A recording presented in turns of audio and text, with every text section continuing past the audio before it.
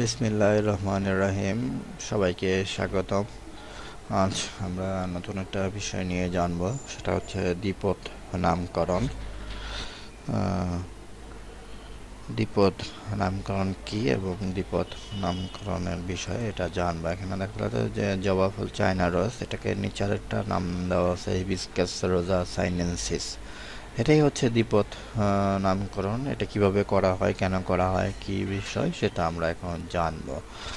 আমরা নিচের চিত্র দিকে খেয়াল করলে দেখতে পাচ্ছি যে এখানে ম্যাঙ্গো দেখা আছে। এখানে বাংলাদেশে একজন বলছে আমি ম্যাঙ্গো খাবো, আর এখানে ইন্দোনেশিয়ার একজন বলছে আকু মাকান ম্যাঙ্গা। এখানে চায়নার একজন বলছে ওচি ম্যাঙ্গো। তো সবাই কিন্তু ম্যাঙ্গো খাওয়ার কথাই বলছে, ম্যাঙ্গো খাওয়ার কথাই বলছে, কিন্তু এই ম্যাঙ্গো আমরা বলছি আম, ইংলিশে বলছে ম্যাঙ্গো। বিভিন্ন দেশে বিভিন্ন মানুষ বিভিন্নভাবে এই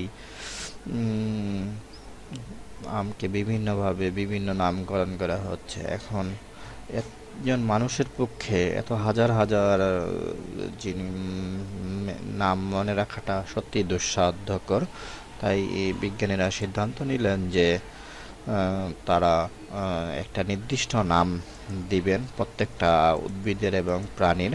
সে থেকেই মূলত এই দ্বিপদ নামকরণ পদ্ধতি।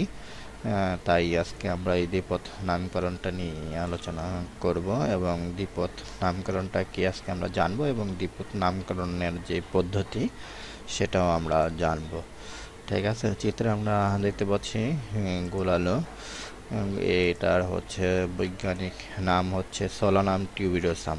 ঠিক আছে, তো এটার বৈজ্ঞানিক নাম সোলানাম টিউবিরোসাম। দুইটা শব্দ দেওয়া আছে, ঠিক আছে, দুইটা অংশ, একটা হচ্ছে সোলানাম, একটা হচ্ছে টিউবিরোসাম। বৈজ্ঞানিক নামের কয়টি অংশ এখানে আমরা দেখতে পাচ্ছি? দুইটি অংশ, ঠিক আছে, প্রথম অংশ এবং দ্বিতীয় অংশ। তাহলে দ্বিপদ নামকরণ কি? যে দুটি পদ দিয়ে গঠিত নামই দ্বিপদ নামকরণ। ঠিক আছে, দুটি পদ দিয়ে গঠিত নামকেই হচ্ছে দ্বিপদ নামকরণ। দ্বিপদ নামকরণ আন্তর্জাতিকভাবে কিছু সুনির্দিষ্ট নিয়ম নীতি মেনে এই দ্বিপদ নামকরণ করা হয়ে থাকে। ঠিক আছে, মানুষের বৈজ্ঞানিক নাম হচ্ছে হোমোসেপিয়েন্স। তো এখানে আমরা দেখতে পাচ্ছি যে নামকরণটা কি হতে হবে। নামকরণের ক্ষেত্রে অবশ্যই ল্যাটিন শব্দ ব্যবহার করতে হবে। হোমোসেপিয়েন্স এ দুটোটাই ল্যাটিন শব্দ। এই হোমোসেপিয়েন্স ল্যাটিন শব্দ ব্যবহার করতে হবে।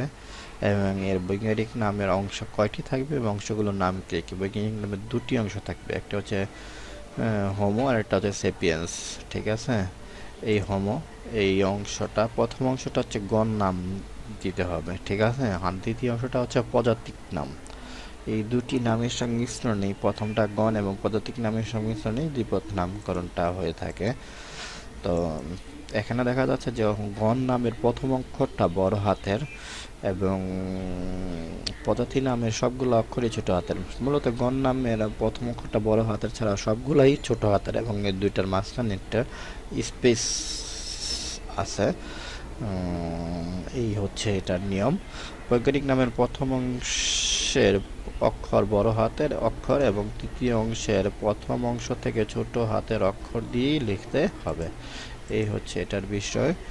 এখানে হোমোসেপিয়েন্স যদি আমরা বৈজ্ঞানিক নামটা ছাপাই, তাহলে এটা কিছুটা ইতালিক হরফে দিতে হবে। ঠিক আছে, এটা হচ্ছে স্বাভাবিক হরফ আর এটা হচ্ছে ইতালিক হরফ। এরকম একটু বাঁকা হরফে যদি ছাপাই তাহলে ইতালি হরফে দিতে হবে, আর যদি আমরা হাতে লিখি তখন এই গণ আর পদাতিক নামের নিচে আন্ডারলাইন করতে হবে। ঠিক আছে, এই হচ্ছে নাম। আবার এখানে দেওয়া আছে প্যানথেরাটাইটিস বাঘের বৈজ্ঞানিক নাম, এবং আমাদের কাউয়ের বৈজ্ঞানিক নাম হচ্ছে বস ইন্ডিকাস। ঠিক আছে, তো দুইটি নাম কখনোই এক হবে না। বৈজ্ঞানিক এই দ্বিপদ নামকরণ দুটি নাম এক হবে না, কারণ যদি এক হয় তাহলে তো আমরা বুঝবো যে এক নাম দিয়ে দুইটাকে অবশ্যই বুঝবো। ঠিক আছে, সেক্ষেত্রে এই দুটি নাম কখনোই এক হবে না। বৈজ্ঞানিক নাম দুটি একই নয়, কারণ দুটি জীব একই নাম ব্যবহারের অনুমতি নেই।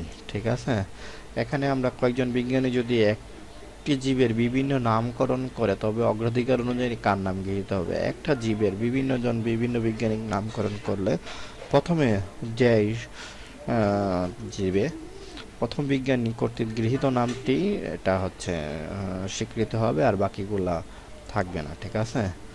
এই এখানে আমরা দেখতে পাচ্ছি যে মানুষের বৈজ্ঞানিক নাম হোমোসেপিয়েন্স, এল দিয়ে বোঝাচ্ছে লিনিয়াস।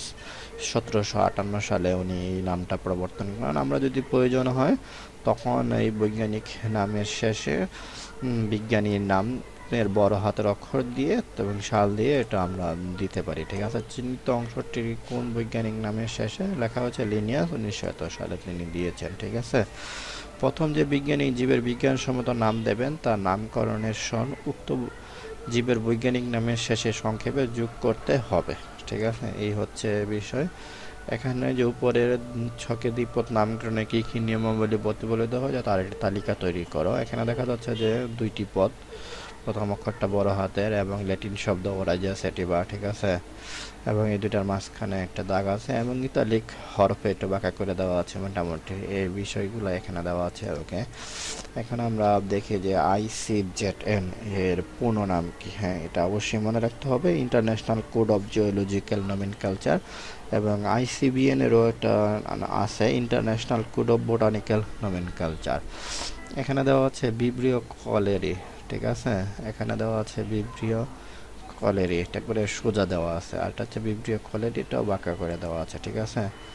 এখানে দেওয়া যাচ্ছে যে এটাই সঠিক, কারণ দুইটা না, ইতালিকও হবে আন্ডারলাইনও হবে এরকম না, ইতালিক হলে ইতালিক আর আন্ডারলাইন হলে আন্ডারলাইন, ঠিক আছে। আর এখানে দেখা যাচ্ছে যে একটাই আন্ডারলাইন দেওয়া আছে, আলাদা আলাদা আন্ডারলাইন হবে। সঠিকভাবে দ্বিপদ নামকরণ লিখতে ও বলতে কোন কোন বিষয়ের উপরে খেয়াল রাখতে হবে, বইয়ের মধ্যে অনেকগুলো দ্বিপদ নামকরণ আছে, সেগুলো আমরা জানবো। গুরুত্বপূর্ণ শব্দ এগুলো আমি আগেই বলছি, ICBN এবং ICZN, geological nomenclature, botanical nomenclature, international code of, ঠিক আছে। ধন্যবাদ সবাইকে আজকে